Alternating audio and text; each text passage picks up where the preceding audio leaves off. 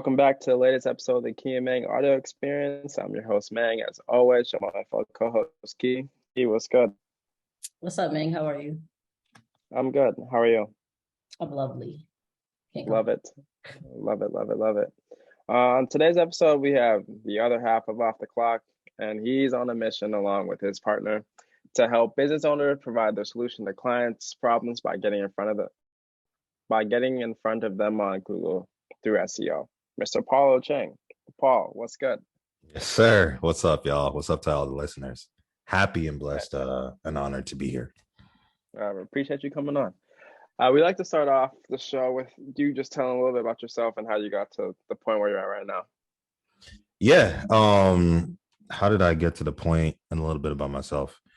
Well, I never planned on being a business owner. It wasn't anything that was in my mind. I just knew a couple of things growing up as a kid. One, and these are just a couple of my childhood dreams. I wanted to own a box seat at back then it was Auburn Hills, right? Detroit Pistons stadium. I wanted to own a box seat. I wanted to make like $100K a year because that, like, to me at 8, that was like a ton of money. And I wanted to be able to build a lifestyle that provided for my future family and like my current fam, so everybody could always be good and taken care of. And so obviously, as I grew up, I realized the path I was going down just wasn't going to provide that outcome I wanted. I started off college being a bio pre-med major, and I changed majors after a year. Genetics, just like I took a genetics class, y'all. I was like, forget this. Doctors, I am good. I can't do this for the rest of my life. This is boring. And then I switched to business, and then I switched to econ, right? So I had 3 changes, and then after econ, I stuck with that. And after finishing all, I started working a little bit, but really didn't hit my groove quite well at the beginning. And then 2018, long story short, some girl broke my heart, and so my boy Joseph invited me to come down to Florida to visit him, and that's how I got hooked up with my coach, and my boy Greg Todd came to his event. And when I came to his event, I met 2 key people that weekend. One is my fiance, and 2 is my business partner. And safe to say that both worked out pretty well. At the time of this recording, getting married in 49 days, and I've been in business with my partner since officially on the book since 2020, but we've been doing stuff together since January 2019. So been a couple of years, but that's how I got here, essentially. That's where I met you at SSPT Live. Also, that was my first time meeting you, and I think just getting to meet everybody in person for the first time, you don't really realize how important the relationships are, I think, until you get in there and see them face to face. And I was like, all right, Paul's cool people, Carl's cool people, and everyone's trying to build big things that help a lot of people, and just being around that is really just helps take you yourself to the next level. So I was like, that was May 2019 was a good time for a lot of people. Phenomenal time.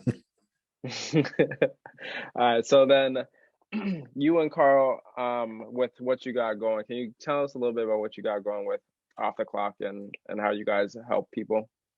What we do, man, it's always expanding, and we're always like building out more stuff every single day. But overall, we do SEO, search engine optimization. So what I always like to tell people, especially people that join our community, is somebody out there is desperately searching for the solution you provide to their problem. But it's always on you to put that solution in front of them. It doesn't really matter, and it doesn't help if like you're the most skilled, most talented, most certified person if nobody knows who you are, right? At the end of the day, and I don't know why folk in healthcare like deal with this, but I always try to tell people, like, it doesn't, like, as long as you can solve somebody's problem, then they're not going to ask you like how many certifications or how many residencies you did or what all that. They don't care about none of that. They just care about, can you solve my problem? And you've done it for other people before. So what we do in our business is we essentially take what people are doing and put it in front of people on Google. And, people do Yahoo, Bing, all that other stuff, but mainly Google, because that's what everybody uses. And the outcome that's desired for a ton of our clients and a ton of people we work with is that if somebody can organically find you, then you'll be able to serve them and help them, right? So the pipeline just looks like we put some stuff out there, we get it ranking on page 1 of Google search, and then somebody finds that thing, the solution to their problem, and they're able to reach out to you or use that, whatever you put out, to solve the problem that they're dealing with. So that's the very easy pipeline that works out with. And the reason why we even do it is just because statistically, 3 out of 4 people won't even go to page 2 of a Google search. They'll just go ahead and just research what they're looking for. They'll try to find and we've all done it, right? Like we'll see page 2 through like 500. We'll be like, nah, okay, I didn't find what I'm looking for. So let me just go ahead and retype the exact same thing, a different way, trying to find a new way of finding it. So SEO really matters because we have to predict all the different ways somebody will think about that one problem and get you to rank on page 1 for each variation of that issue. And when did you realize that SEO was the direction that you wanted to take, that you and Carl were going to take in helping people? When Carl told me about it, prior to us doing SEO, I was just doing like advertising, and that just became my bread and butter. And Carl had a conversation with our coach, and our coach was like, yo, like, why don't you get into SEO? Like, this is something that Carl was really good at the beginning. So I say this because I understand our strengths in our business, right? If you're looking for the person that like understands SEO at like at an extremely deep foundation, it's Carl. It's definitely not me. I understand it, but not to the point where I'm like extremely passionate about teaching it to you. And so Carl, he told me about it and he was like, hey, this is something that we should explore. It was in the marketing arena anyway. And so we decided, hey, let's just go ahead and just combine the two and offer that to people and see, where that goes. And what were some of the skills that you felt like you needed to develop to be good at providing the service or solving solutions for the clients that you were working with? I mean, we did a lot of certifications. So to basically, I think the certifications were more so for our own like mental peace, because at the beginning, we thought that this is what people wanted to see, right? We thought that people wanted to see the Google search. People wanted to see the Facebook ad search. People wanted to see the Google search, the Google rankings, the Google console certifications. And so we did all that, and it gave us a basic understanding of what SEO was supposed to do. But then the first thing we did is we bought this course by one of our very first SEO coaches, whose name is not coming to me at the moment, but he was a person that did SEO for Airbnb when Airbnb first started to like really get big. He did that for Airbnb, and they grew a lot. And so we took his course, and we learned a lot more. Like, we saw that what we knew was like very limited. And so we worked with that. We took a couple other things over the years, and then we got hooked up with our current coach for SEO, because all your coaches need to have coaches. So our current SEO coach, Nathan Gotch, we joined his academy, and he has blown our minds with what we thought we knew. And he's opened up the world for us to like be even to tighten up our systems, be able to have like different things. I don't want to talk too much about what's inside his academy, because I know like he doesn't like giving people the inner things. But I'm gonna just say, if it's SEO you're trying to look for, I highly suggest Nathan Gotch, because one, his program is not expensive, by the way. It's nowhere near the price of everything else we've invested in. It's extremely lower. And then two, he sets it up so that like if you were to come in and have an SEO agency from the start, right? And I don't get paid to promote this, I'm just talking about what's in it. You could essentially start an SEO agency today and be profiting within like 2 to 3 months, making like 5, maybe 6 figures if you do it correctly. So he's our coach right now, and he's the one who's really expanded. So the big thing for us, really, if I could go back and change some stuff, the things I would have done is I would have said, bump the certifications. Let's just hire coaches to teach us this stuff and teaches at a high level, because we've picked up way more from that than we have everything else. Yeah, that's the common theme on our podcast, just getting the mentorship or getting the coaching experience. And when you pay for that, you're paying for speed, you're paying for somebody to teach you things at a quicker pace than you can do it yourself. Exactly. It expedites your business 10 times. Exactly. Speaking of working with people, you and Carl work together pretty well, obviously, but can you talk about things that you are good at and then like not so good at, and how like you guys kind of complement each other? Yeah, I think it would help too to talk about our personal dynamic as well, because obviously people will see Carl and I now and they'll be like, man, y'all work so well together, y'all are like molded, whatever. But y'all, Carl and I used to be at each other's necks back in the day. Like, we used to be at each other's necks, but we also understood because we were molding. So Carl and I became friends over the years, like, and he's one of my best men, one of my groomsmen now for my wedding. But at the beginning, we just didn't understand how each other responded, right?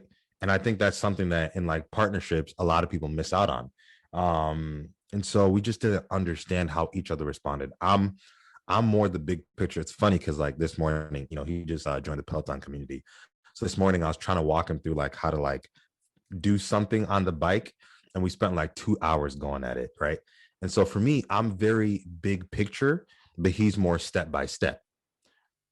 So the reason why that works out for us is because I don't like to focus on like the little tiny details of our day-to-day processes, right? So if you wanted to like give our labels in our business, even though like we're both equal partners, I'd be more the CEO and he'd be more the COO, because he does really well with managing people. He does really well with being able to get our team to do stuff. He does really well with getting me to accomplish things and make sure that everything is functioning when it's supposed to be. For me, I'm the visionary. I'm the one who has the crazy ideas, and I like nothing is a bad idea to me. So I bring it back to him and I say, hey, I was thinking this, I was thinking that, like, what's your thought process? And he can look at it and say, okay, well, based on where we're trying to go, we should do that. We shouldn't do that. This and that. And he also brings ideas into the table. So I just don't want to make it seem like he doesn't have ideas. He also is visionary. But in terms of our roles, we've just understood that. What's really helped is over the years, we have very direct conversations, and we should tell each other, hey, don't take this personally. Please don't take it personally. But I need to communicate this, because by communicating this, it's going to affect not just you, but the rest of our team. He would do it for me. I would do it for him. And so because we created that boundary around our ability to communicate with each other, it's then allowed us to like grow to the point now where we actually don't rely on each other to make a decision for the business. Meaning if I like, we're venturing into some other stuff, and I just let him know this morning, hey, by the way, I'm doing this thing this week, meeting with a couple of people, just letting you know, not asking for permission, just letting you know, right? But he trusts that the decisions I'm making are benefits of the business. Same with him. He had a couple meetings last week where he let me know this morning, hey, I had a couple meetings, this is what we're doing, this is where we're going. And I was like, cool, that works out. But in order to get to that point, I think it was important to mention that we used to be at each other's necks, because feelings used to get hurt all the time. You're taking two people that are like type A, with egos, with the need to be in charge, with the need to have the last word, and then we're trying to create a functioning team from that thing. And so I say that just to say that for people with partnerships, just understand, I don't think you actually have to be opposites. We do have opposite traits, but I don't think you actually have to be opposites in order to succeed. I just think you have to understand who does what and what goes where. So, some of the things we did, and he was like, hey, I need to communicate more. Because for me, the way I functioned was like, okay, I would say something one time, and in my head, that was enough. Like, we didn't need to talk about it a second time. Like, we didn't need to talk about it a third time. I didn't need to give more information because I've already shared the entire picture. For him, he used to break stuff down like piece by piece. So over the years, we've grown and we've figured out how to mold together and how to like be able to create a system that works out. But a lot of it too has been based on everything we're doing now. We do as a unit. So we're in this like community with Greg Todd. Both of us like are in it, right? We both attend the meetings. We both attend the workshops. Everything we're trying to do in our academy, we're both in the academy. We're both learning the SEO. And that's been crucial because if anything were to happen to him, or if anything were to happen to me, the business can still carry on. The business doesn't have to rely on either one of us being like alive and well for things to go on. And that's been one of the toughest challenges, but the most fruitful thing that's come out of it. We've just been able to establish a lot of that. Now, to answer your second question, what are our roles? So for me, I do more of the coaching and he does more of the teaching when it comes to our community. So I'll do like sales calls. I'll do our YouTube Academy stuff. He does more the implementation of how to implement for our SEO, how to teach our people how to do the SEO stuff.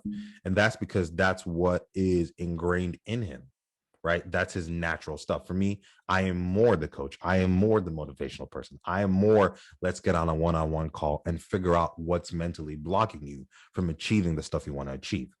So because we're able to then provide and point that stuff out, it's been super helpful. And like, if I was to give, how do we do that? Two things. One, and I don't know why I pulled this book out, but I always had this book on my desk. But I think I told you about this one, Ming. But this book is called Rocket Fuel. It's by Gino Wickman and Mark Winters. And this is a phenomenal book if you're thinking about having a partnership with somebody, especially in business, because it points out traits of each partner that comes out of there and then how to communicate with them. So there's a ton of stuff I've learned from this book and how to communicate with my partner that's been super helpful, because it's a very in-depth look about how different traits are in different partners and then what we're really good at. So we've flourished because, you know, stuff like that. And then the other stuff too, just we ask questions like, hey, what do you think I'm really good at? What do you think I'm naturally good at? And he'll ask the same question. What do I think he's naturally good at? What do I think he's really good at? And we'll actually say that out loud, because once somebody else can tell us what they see from our natural stuff, then we're able to build out of that. So that's hopefully that answers both your questions, even though it was very, very long. I apologize. Well, I don't apologize for that, but you know, it was necessary. But that's how we've been able to figure it out.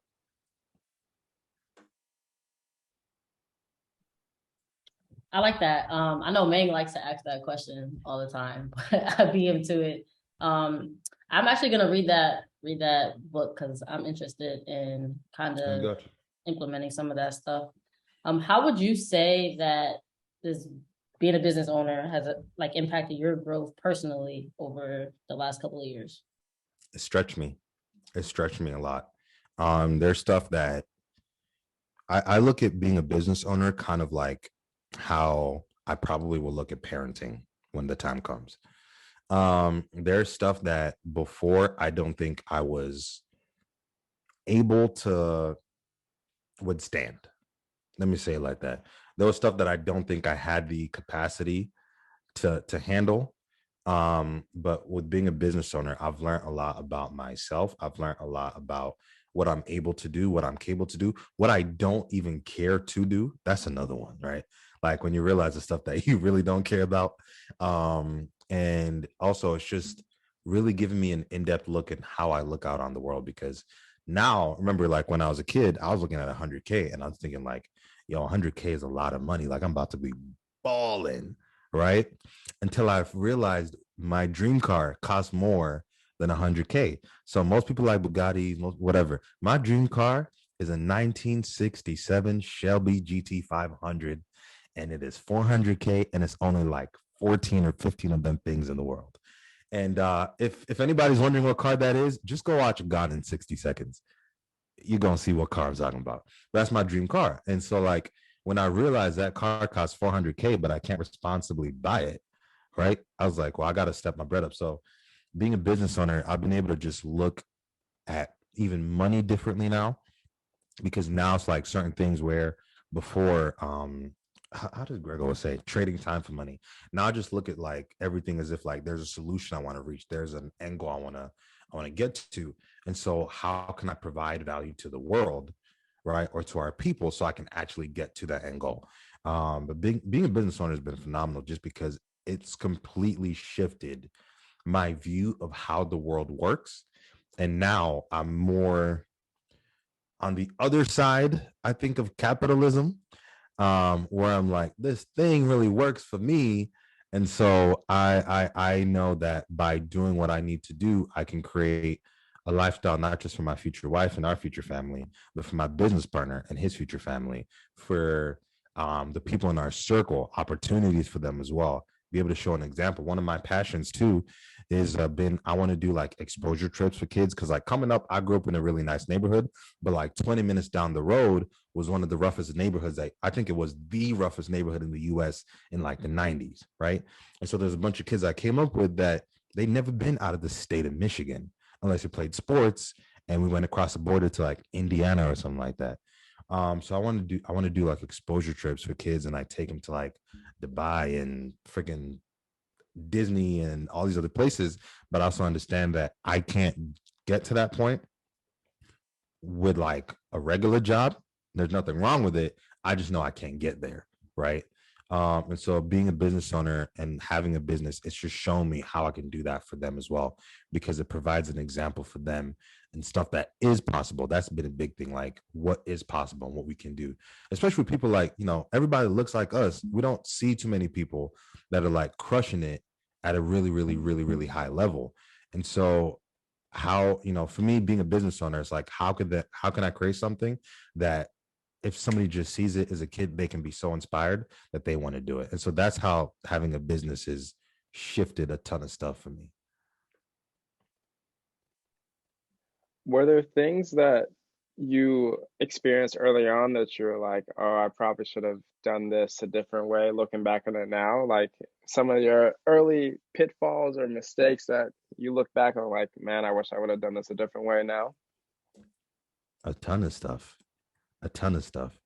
Um, early on, what do I wish I did differently?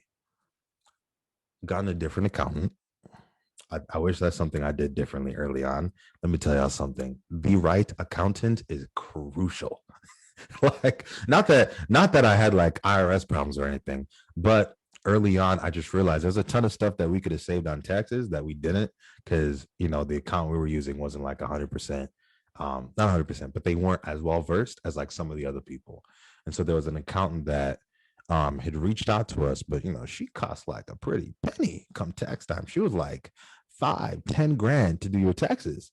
And I was like, man, to do my taxes? So I wish I'd paid her the 5K back in the day, because I'd still be locked in at that rate now.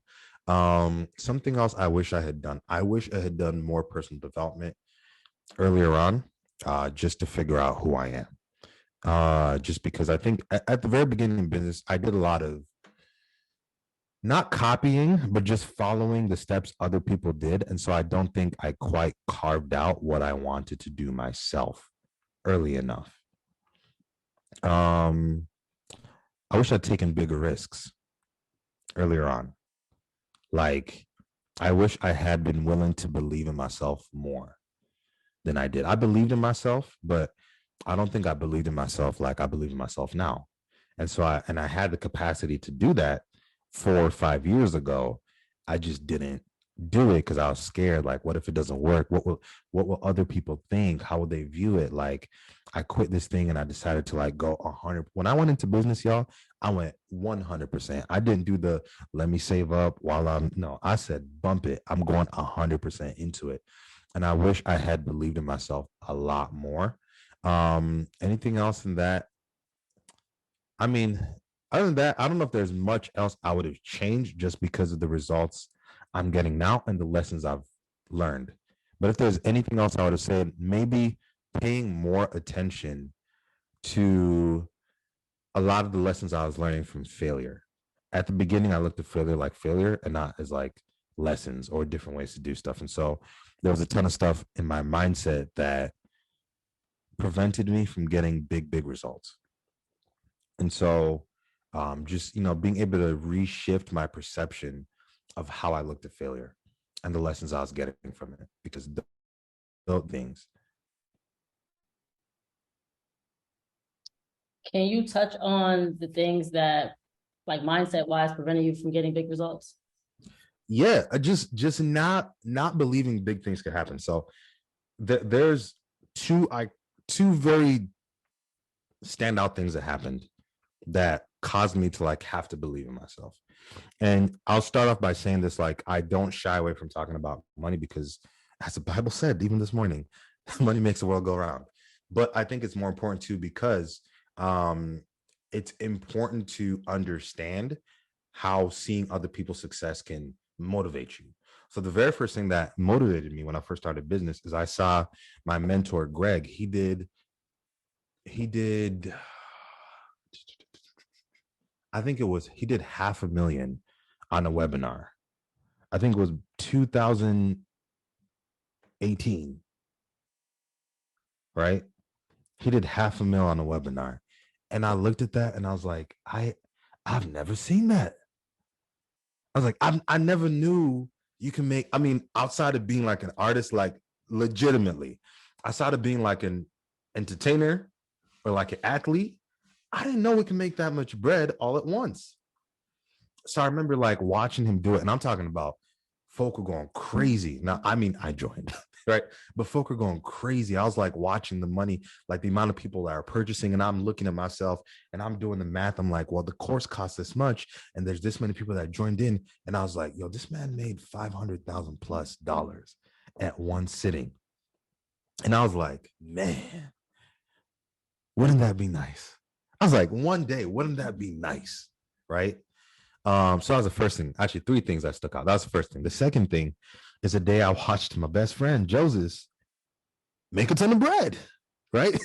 In one sitting. I remember they did it on two occasions. One, they did 100K in one sitting. And then the other time they did, I think it was 200+. I don't remember what the exact number is. But then I was looking, I was like, okay, it's different from like my mentor, because that's my mentor. This is my boy I came up with since diapers. Right. And I was watching it and I was like, man, and I remember talking to him afterwards because we always talk after every single launch that they did, like right after we get on the phone. Right. And he was like, bro, I just can't believe it. And I was watching that and I'm like, that's crazy because now that became possible for me. Right. And it's more from like the motivational stuff. That's why I said it's important for the inspiration, because I was like, this is somebody I came up with in diapers. If he could do it, I could definitely do it. Right. And that's not to like diminish his wins. It's just like we come from the same cloth. So this is possible for me. Third thing that did it for me was I remember 2018, same weekend I met Carla, my fiance. I come up to the hotel. I meet Greg, right, for the like second or third time. And Greg like looks at Joseph and says, hey, take him to my beach house, right? And so a couple of things happened for me then. I was like, one, I never met nobody who looks like me with a beach house. So that was already a mind-blowing fact. I was like, a beach what? Okay. We get to the spot. It has an elevator. I'm like, this dude got an elevator in his house. And this is the weekend home? I was like, come on. Are you for real right now? This is possible. This is like, I was like, we can actually have this. This is something we can do. And so because I saw those three things, and those, by the way, weren't all at the same time. Like the first thing I saw happened like about 2 years before I saw the thing my boy did. Right. And the thing I see my boy did like happened about a year after I saw the beach house. Right. No, the beach house happened first and then the other happened like that. But I say that to say like that's some of the stuff that helped me mindset wise, just to see it, just to see people that I know do it. Right. Some of the stuff that helped me mindset wise was to just like a lot of reading. Like, I mean, I do a ton of reading. Like right now I have this book, Relentless. I have this book, Boss Moves. I have my bad, y'all. That's all good. Bad. I apologize. My internet out here is so crazy because these people, are we recording? I guess we are. My internet out here is so wild. You could just leave this in or you could take it out. That's y'all's choice. Because they're putting a new internet service and magically the internet I have is now like failing. And these people are like forcing me into this new internet. It is annoying. But the point I was making is I do a ton of reading, right? I do a lot of reading. So I'll always have books around me. But the reason why is because I remember having a conversation with one of my friends, and he was like, you ever notice that people will go to these giant personal development like seminars, right? And then they'll always sell a book talking about the same stuff they spent 2 hours talking about at the seminar. And the crazy part is in these books, like literally, okay, so let me show you this. In this book, from 6 to 7 figures, it literally talks about how to scale your business from 6 to 7 figures. But a lot of people will miss out on these opportunities because they don't understand that a lot of the stuff you need is in a book. Like, and I read a ton of these books. I'll show you. During 2020, I was curious about like, okay, how do I get into like physical products and build up a business? So I ended up purchasing this book, 12 Months to a Million, by Ryan Daniel Moran. And I read this. And in this book, guess what he tells you to do? How to scale a business from day 1 to 12 months and build a business that makes you $1 million selling like physical products, but then how to also sell that business for 10 times worth what you built it for. And so I started reading a ton of this stuff, and I was like, well, all these people seem to be succeeding, and all these people seem to be like living pretty well. And all these people, for the most part, have a family life that I desire, right? And all these people are doing it. So I'm like, why don't I just read what they're talking about? And that helped my mindset, because I was like, well, none of this stuff seems impossible because they wrote about it in these books, and they've done it enough times where it's not just like a one-off thing. So I was reading a ton of books, and it just really helped me envision what could be possible for me. I started to listen to a lot of podcasts as well. A big one was the Secret to Success podcast with ET, CJ, Carl, and now Jamal. That's a big one that I started listening to for personal development. But then I started listening to like Entree Leadership with John Maxwell. I started listening to what is it called? It's a book, and I've forgotten it, so I guess it's not important enough to share on this episode. But I started to listen to a ton of stuff. I started listening to the Pre-PT Grind podcast because there were a ton of people in there that were sharing their stories back in the day and how they overcame their struggles, right? And so for me, it was less about hearing people get into PT school and more about hearing how people overcame their challenges. And I was like, yo, these people are doing it every single day, and there's a common theme. Surely if they could do it, I could do it. And so that's what really got me with my mindset stuff, which is being able to get to a point where I believed it so much that now it's like, I know sometimes people would be like, man, like, yo, you're really self-confident. I'm like, that's really not what it is. I just believe what I'm saying. And I believe it's so hard that I don't have a choice but to get the results I want to get, simply because I'm about that action, like all day, every day. I believe it. And because I believe it, I know I can do it. And so for me, that's where a lot of that mindset stuff came in, with the books, the podcast, and just, conversations with a lot of people. My circle has been super influential. Almost all my friends now that are really close to me are either business owners or they're like high net worth career folk. And it's not because I don't have other friends, but it's because I just understand where we're trying to go with our business and where we're trying to go with our lives. It requires having a certain kind of outlook on life. And if I have people around my circle that have a lot of doubt about that process, then it's not going to do me any good. Because I'm at a point now where like I legit don't even like to hear people say stuff they can't do, because I'm like, I don't want to entertain that. Right. I might just mess around and it gets into my spirit. And now I'm going to start having doubts. And I don't care about any of that. I only care about like, how can we help each other grow? And a lot of that is with my circle, with the books, with the podcast. And so that's what helped me with my mindset. Yeah, like who you surround yourself with is huge for your mental game. But I'm also curious because you have put a lot of time into the personal development game and making sure that your mental is right. Yeah. How do you decide what resources you're going to utilize to focus on a certain area? So let's say if you want to get better at public speaking or communication, going live every day, like how do you determine what how do you determine what resource you're going to use, and how do you make sure you're not just like getting information in and actually applying the stuff that you're reading about, you're learning about? How do I say this without sounding arrogant? I just choose to do it. So if I can make that make sense, what I mean by that, one, a lot of stuff, like you mentioned, going live every single day. The entire purpose of going live every single day is because I wanted to get better at speaking on camera. I wanted to do that because this guy, Paul, has this like vision of one day having one of these like Facebook watch shows, right? I want to have one of them things. But in order to have one of them things, I have to get better at talking on camera and being very fluent, being very articulate, being very me, right? And just doing my thing. So for me, that was a lot of it. Two, conversations I have with the people in my circle. So one of the conversations I had was with Greg, and I said, hey, like, I want to increase. I remember I was like, I want to increase the money I'm making. And he was like, well, in order to do that, you got to show up in front of people all the time. So that was another thing. I was like, well, I guess I got to just do a video every single day. I started doing a boot camp at the same time. So I have a couple of the things like he has us doing boot camps in the program. But one of them is we have to do a publication every single day.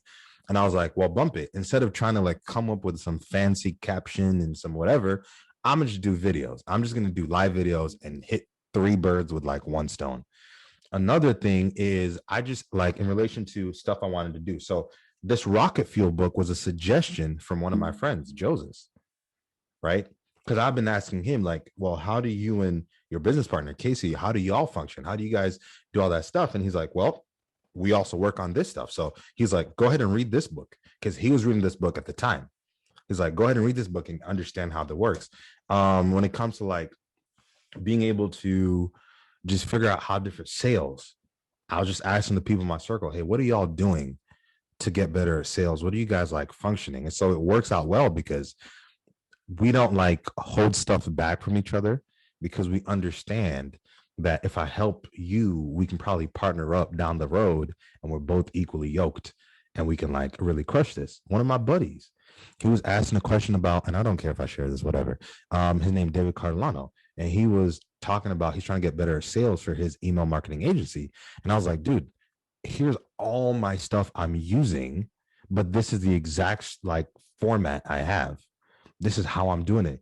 Take my stuff, create your own examples out of it, but here's my stuff, right? Because that helps him, and I know it helps me. But in relation to like being able to just know what I need to do, I just decide what direction I want to go. And then I just start asking the people around me, what are you doing to do this? What are you doing to do that? How are you approaching this conversation? Even down to like personal relationships. How do you guys solve your marital issues? How do y'all solve having fights? How do y'all solve balancing being parents and being business owners? How do you guys like, because I'm trying to be a dad by like this time next year, right? And so I'm asking a ton of questions to a lot of my friends that have kids. How are y'all doing this? It's the same exact thing. I just ask people questions based on the outcomes that I want, and they just give me advice, or I'm able to extrapolate advice from them and then figure out like different things. Like the book Relentless, I was thinking about, I think I'm a decent business owner. I become somebody that is so ruthless. How to become the MJ or the Kobe of healthcare tech. I was like, well, let me just read what their trainer wrote about that mental state, and let me reread it and figure it out, right? And let me figure out what that attitude needs to look like. Let me figure out whatever that stuff. So that's how I do it. And then also I just do stuff that's uncomfortable. Like I purchased a Peloton because my coach, Greg, was on the Peloton for a couple of months. And I was like, I need to put myself around his fear all the time, right? I moved down to Florida because I wanted to be like in the space, so I never have to like make the flight from Michigan to, I mean, y'all probably got to go further, right? But I was like, I never want to do that. But then now I'm like, yo, I'm going to do this Peloton joint and I'm going to invest in my health. But I'm like at 5 a.m. or 6 a.m, I'm riding with this dude because I'm trying to figure out what he's doing at his level from a health standpoint. I'm trying to see like what he's thinking about and how he's setting up his morning. Because what does everybody always tell you, right? Oh, you got to have a morning routine and you got to figure it out. But I'm like, nobody ever tells you what they're doing. Like it don't help. He's the one that suggested this book to me, The 5 a.m. Club. I read it and he was doing the same thing I was doing. So we're doing the same exact morning routine. So I'm like, okay, cool. That's going to lead us to, well, hopefully I'll pass him one day, right? But it's going to lead us to a similar result.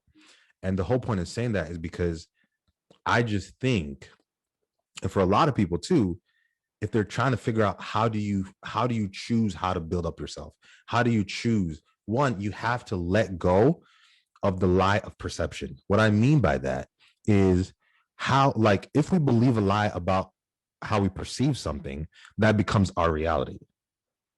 So if we believe that things need to be complicated, then everything's going to be what? Complicated. If we believe that I can only achieve certain things, then guess what? You're going to achieve only certain things. Like, that's where you're going to be limited at. And so that's why I say, like, I just ask the people in my circle, we all do it. And I try to get in different circles where people are crushing it. My coach's coach does a Bible study every Wednesday at 10 a.m. in downtown Tampa. I mean, is it a 45-minute drive to get to Bible study? Yes, it is. But guess why I do it? Because I want to be in his circle. Because after I figure out, like, my faith, and we talk about that, well, afterwards, he's there and we're chatting about business. And I'm like, hey, man, like, how do you think about different things? How should I approach this?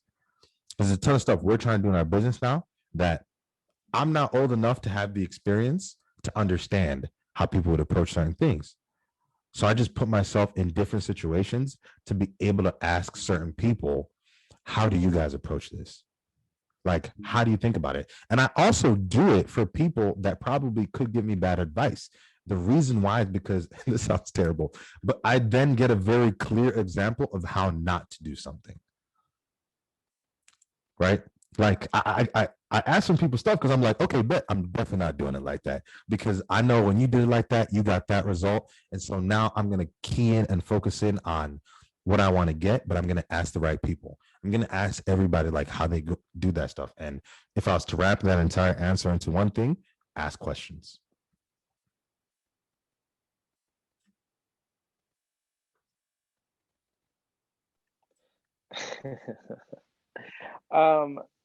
I was gonna say, because it sounds like if we ask questions, but also like you allow yourself to be put in those situations to be in the opportunity to ask those questions and not thinking like, oh, I know this all, or I got just GT in my world, so I'm set. Like, putting yourself in those different rooms or different conversations and not trying to be the biggest fish in the sea.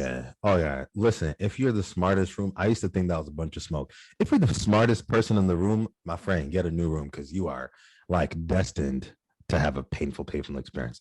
But I think what's even important to talk about too is putting yourself in a lot of those situations, even if you don't know the answer. Like, being willing. There's a ton of stuff. I'd be doing stuff now, like, I think about it, right? So I don't want to sound like I'm not thinking about stuff, but I think about it, but I'm like, that I don't, I maybe have 10% of this answer figured out, but I'm going to go ahead and just go for it, because I know one or two things will happen. Either I'll learn the lesson of how not to do it, or somebody will come along and say, hey, I saw you were trying to do that. Switch this up. Try to do this. Because that's the same thing I was talking about at the beginning. If you're the most talented, most certified, but nobody knows who you are, it doesn't matter. It's the same exact thing, right? You go to the gym, like, well, we got the Peloton stuff now, so we don't even go to the gym no more. We pay for this membership we don't use. But when we used to go to the gym, I remember there's certain stuff like I would do, and I'm like, man, but I can't quite, like, break past this plane. And some other guy would see me doing it, like, and he'd see me attempt it over like a couple of weeks, and he'd be like, hey, bro, this is what you want to do. You want to go ahead and, like, isolate these muscles and work on these first before you try to, like, break past this barrier, because you don't have the support here and there and, like, whatever, right? People have to see you doing it. Like, people have to literally see you doing it. Most people, where most people make a mistake, I believe, is they feel as, okay, here we go. They feel like they have a certain entitlement to something. And so because they feel entitled to it, and there's nothing wrong with feeling entitled to something, but because they feel entitled to something, they simply assume everybody else should be willing to help in their growth because you feel entitled, versus having a gratitude for that which you do not deserve. Meaning, you go after stuff that you know you're not, like, is out of your league, right? That's what they used to say back in the day. Stuff that's out of your league. But the gratitude portion comes in because when you are achieving the stuff you don't deserve, or you're going after stuff that's out of your league, the people that are in the league you're trying to get into will actually help you get in. They'll actually pull you up, because it doesn't take much for them to say, hey, I see you're really working hard. So let me go ahead and give you a push. Let me give you a pull to come up into this thing. Let me help you join up in here. But they're not going to reward you if you don't go after it, because very few people, and this is what I'm realizing, very few people are actually willing to be that bold to go after stuff that they feel scared to go after. And because not enough people are doing it, the people that are already there are totally willing to bring you in. They're totally willing to bring you in. But you have to be willing to put yourself in those spaces or do those things. Like, I signed up for this little marathon training program in my Peloton workouts. Now, have I ever run a marathon in my life? Absolutely not. And I used to think, and I'm Kenyan, so it is shameful that I haven't run a marathon yet, right? But I used to think I got to be out there. I got to do 5 miles, 10 miles, 15 miles every single day. I got to be getting it. Well, I joined this program, and guess what day one is? Strength workout. It had nothing to do with running. What's day 2? Warm-up, stretches, yoga. What's day 3? 2-mile run, right? And the point I'm saying, to use this example, is we just overcomplicate it, but we have to put ourselves in those positions. We have to make the decision to start. And I think as long as you do that, then you'll start to discover the answers along the way. I think that's something we hear often, or we see often, or people try to know everything or have to have everything figured out or have something a certain way, and that prevents them from even starting. So just taking action and figuring out along the way, you're going to realize that not only you're learning along the way, but you're having people come in and help you. Like you said, people are willing to do it. They just got to see you trying yourself. Nobody wants to help somebody that's not helping themselves. Exactly. I want to switch gears a little bit and talk about building generational wealth and kind of using your business to set your future family up right when it comes to finances in the future and investing. Yeah. Man, okay. Well, what's your question first? Or do you want me to just talk about it? Because I could talk about it, but how do you define generational wealth? Generational wealth is having enough wealth so that if somebody does something dumb along the line, it doesn't all go away. More importantly, and to give it more, generational wealth to me is to set up future generations with the advantage to seek out whatever it is they want to do or to grow whatever it is they want to do without momentum. Generational wealth is building momentum for your grandkids, for your great-grandkids, for your great-great-great-grandkids. And it's setting them up to be able to do that stuff, without having to start where we started. Yeah, I think that I kind of think that generational wealth sets you up to be, it's going to sound crazy, but privileged, I guess. Absolutely. But I feel like when you say somebody's privilege, is taken negatively. But honestly, I want my kids to be privileged and have certain opportunities. So that's the way I think of generational wealth. I just don't like to say it because people are privilege. What do you mean? There's nothing wrong with it. But it's like saying the word trust fund kid is a bad word. It's a great word. Yeah, I want to have my kid to be a trust fund. Why would you not want to have trust fund babies? Exactly. Why would you not want to be privileged? This is what I was saying. I think having a business has pushed me more to the capitalistic side of things, because I've understood you either play the game or you get played. It's either one or the other, right? And so even with the privilege aspect, I firmly understand that I do it okay. So I was at a Bible study, and Myron Golden is his name. He was talking about, think about how the difference between us and folk that look like us and folk that don't look like us, right? And so for a lot of people that do have generational wealth, when you get married, guess what usually happens? You get a house and $100K. And it's like, go start your life. And I guarantee none of us would say no to that offer. That is the privilege. You get to start with a house that's paid for and $100,000 in the bank. What does that do for you? You get to learn your marriage. You don't have the pressure of having to like go into it with stress. You get to build up on top of whatever is already set up, right? And you learn how to then create a future generation that not only appreciates the finer things in life, but you're also creating a future generation that doesn't have to go through the struggle. And I do not understand why people like glorify the struggle. I've never gotten it. Like, I get the grind, but bro, like, we're gonna get old at some point. I don't want to be grinding all my life. Shout out to Nipsey, right? I don't want to be grinding all my life. At some point, I want it to work for me, but I also want to be able to set it up. And so I try to study different families that have set up generational wealth and try to understand what it looks like for them. And then, like, you know, try to figure out what then that needs to look like for my people. Because when I'm thinking about generational wealth, I'm so fortunate that I have a phenomenal business partner. So we don't think about just our standalone families. Every time we're doing stuff, I'm always thinking about my family and his family. How do I set it up so that both our families, 4 or 5 generations, will still be rocking with OTC and they'll still be running this thing all the way up? Can you talk about, we talked about generational wealth and building for the next generations. Can you talk about how your relationship has helped you grow as a person and as a business owner and the decisions that you make? My relationship with my business partner or my No, your relationship with your fiance. With my fiance? Yeah. Okay. So I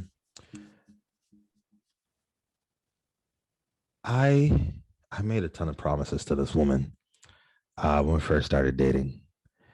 A lot of them was like, we're gonna live in Florida, we're gonna be by the beach, we're gonna have the easy life, all this stuff. Well, I understood that in order to do that, I needed to be crushing it in business. As I think about, you know, like I said, 49 days out of from our wedding at the time of this recording, I think about what the next year, the next 2 years, the next 5 years, the next 10 years needs to look like from my perspective. I understand that we want to have children. I understand that a lot of women don't have the privilege of having kids and just getting to stay home and spend time and figure out the new version of themselves, right? Because her brother and his wife, they just had a kid.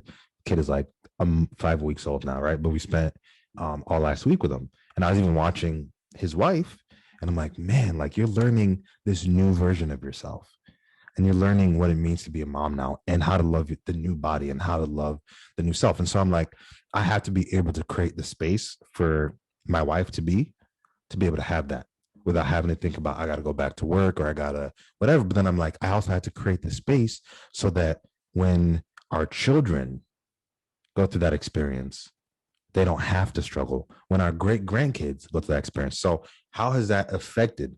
That's just one of the ways.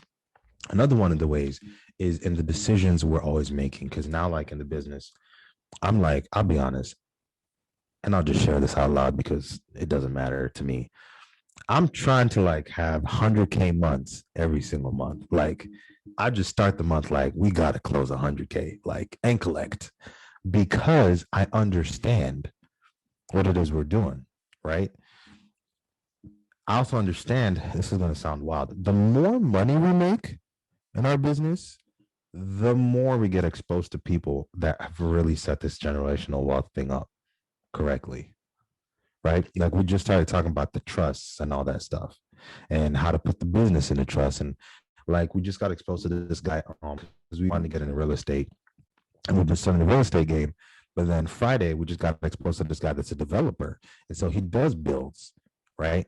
And all his deals close out a minimum of 100K when he's doing like a 3-bed, 2-bath, 2,000 square foot home. Every single project he does nets at least a profit of $100,000. So like, we've start to learn, okay, how then do I build a system so that even if now I said OTC, right, 5 generations from now, but I understand that them folk may not have a passion for SEO and marketing.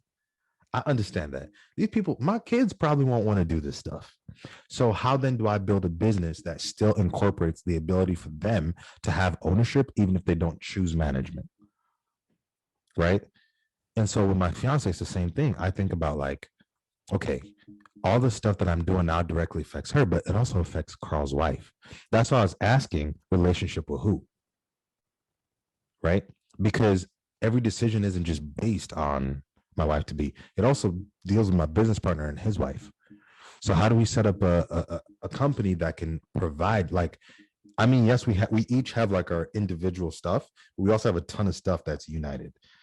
Like, how do we build up real estate for OTC? How do we build up trucking for OTC? How do we build up how to do like live events with OTC? How do we build up a community with OTC? How do we build up all the stuff that it can provide like so much money down the line? Because we've had this conversation. If somebody ever wants to purchase Off the Clock, the brand, we will sell it because we also understand where we're going with this thing, right? We love the business we do, but at the same time, we got to love the people more. So that's how my relationship has affected everything we do in business, because I'm always thinking about how, like, I'm willing to do whatever it takes. So how can I create a life so comfortable for her? How can we create a life so comfortable for Carl's wife? How can we create a life that allows for us to be able to spend time? My dad didn't get to see my birth or to my siblings. He only got to attend the birth of my youngest sibling, right? I got to see my godson, shout out to Naraya, but his dad, Joseph, he gets to spend a ton of time with his son. And I'm like, that's what I want.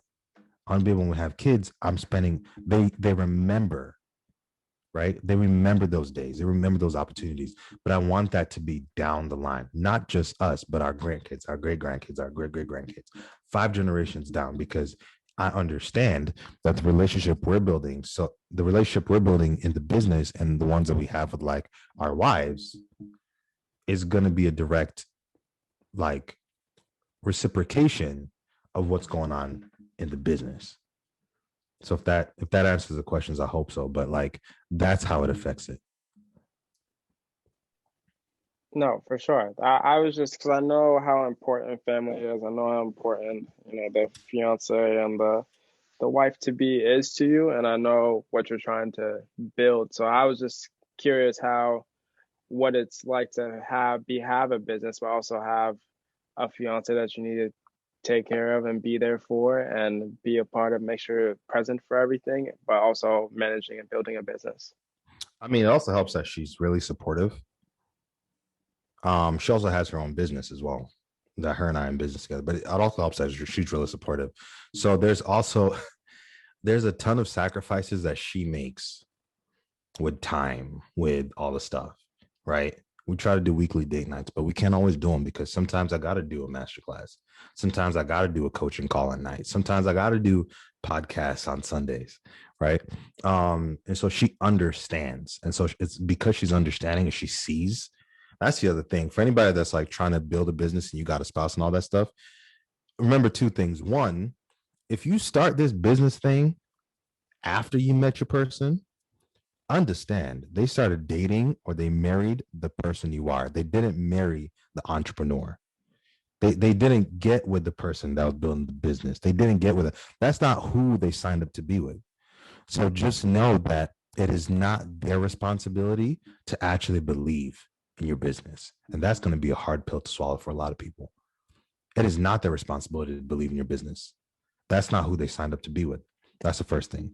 The second thing is the single most important sale you may ever make if you're in a relationship and you're starting a business is the one to your significant other. If they can't see the vision, it's going to be hard. It's going to be hard. Not because it won't work out, but in the moments that it's going hard and they're like, I told you so, or they're like, give up, do something else, those are going to be some hard moments, because that's the moments, by the way, I think people break up. I think those are the moments where people just are like, we have irreconcilable differences. because they don't support me. They don't believe. Like, I think those are the tough moments. So the single most important sale you'll ever make is to the person that is chosen to be with you while you're building a business. If you get with them after you build a business and successful, great. But if you're with them while you're doing it, just understand they have to see the vision. Not as well as you see it, but they just have to be able to see it and understand it. So that's what I'm saying. I'm just fortunate that she believes. I'm fortunate that Carl's wife. Oh my gosh. I'm fortunate that Carl's wife believes as well. Like, we're just so lucky that they see it. And they see it more and more the more success we see. That's deep. And that just goes to show, like, the person that you're with could either hold you back if you kind of let that get to you, or really propel you forward. Like, just that support is unmatched. Yeah. So you said a lot today. What would you say is 2 to 3 takeaways that you want the audience to listen to this episode and kind of take away? Number one, be bold. Just be bold. Like, it's either going to work or it won't. So just be bold. Don't really buy into the lie of you need to be too careful, because at the end of the day, if you're stuck with regret, that's going to be the thing that hurts the most. So be bold. Number two, make sure that your circle is one that feeds you. Like, they don't have to be business owners, but understand, like, make sure they feed you. Everybody has to have people in their lives for different reasons, and they serve different purposes. So just make sure that those people feed you and they feed the mission that you're on. And number three, and this is probably the most important, I was hearing my coach say this: use the money to help the people. Use the money to help the people. Don't use the people to make the money. Use the money to help the people. The more people you help, the more money you'll make.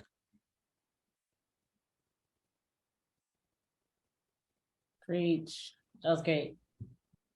Man, you got anything else? Nah, Paul, where can people find you if they have questions or they want to reach out? Yeah, you can find us on Instagram, OTC. Nope, that's not it. Off the Clock SEO. Y'all can find us at Off the Clock SEO. Y'all can shoot us a text, 813-797-5583. Y'all can find us on one of our many websites, www.connectwithotc.com. You can find us at www.seosimplifiedcommunity.com. You can find us at offtheclockseo.com. You could just Google Off the Clock SEO. That might be the easiest thing you could do. But that's just where you can find us if you want our stuff. We're always willing to help people, chat with people, serve the people. Every conversation we have is not going to be a sales call. So just don't come into it assuming we're trying to sell you something, because chances are you may not be the client we're looking for, but we're always willing to at least point you in the right direction, because that's what we do, man. Firmly believe everybody deserves an opportunity. 100%. I firmly believe everybody deserves an opportunity. So hit us up, 813-797-5583, or just Google Off the Clock SEO and you'll find our stuff. And check out their podcasts on Yeah, Apple, you can do that Spotify. too, for sure. Off the Clock, the Healthcare Entrepreneurs Podcast, where we bring a ton of people to help y'all be entrepreneurs. So, yeah. I appreciate it, Paul. Appreciate you coming on the pod and taking time out of your Sunday to talk with us. I appreciate y'all for making the space. Of course. All right, that's it for today. Peace. Catch y'all on the next one.